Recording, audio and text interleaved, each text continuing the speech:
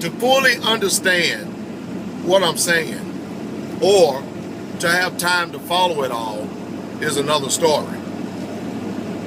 Excuse me.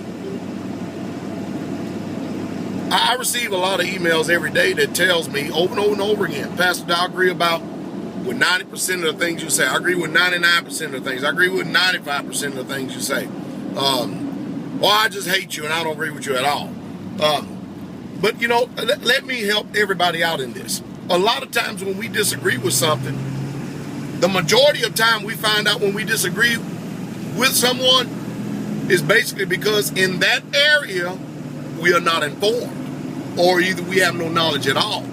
And our disagreement is usually based upon how we feel about something or an emotion for something. And we need to start thinking about it, because somebody could be telling you the truth. And just because you're not familiar, just because you have no knowledge and you don't know, that does not mean that they are lying to you. That's why you are charged to do your own independent research and your own independent thinking. Use some self-autonomy. You need that in your life in order to have a healthy mindset. Because I guarantee, especially when I'm speaking on what people have been conditioned to say the religious front, if you will just check out the things that I'm saying, have time to do it, make time to do it, chances are your viewpoint and your opinion of what I'm saying will greatly change.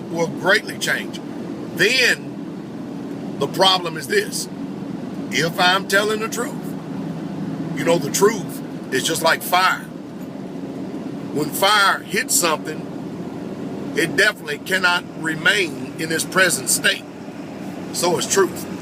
Truth converts and changes you from your present state and condition. And believe it or not, most people in this world, almost 99% of them, can't stand the truth.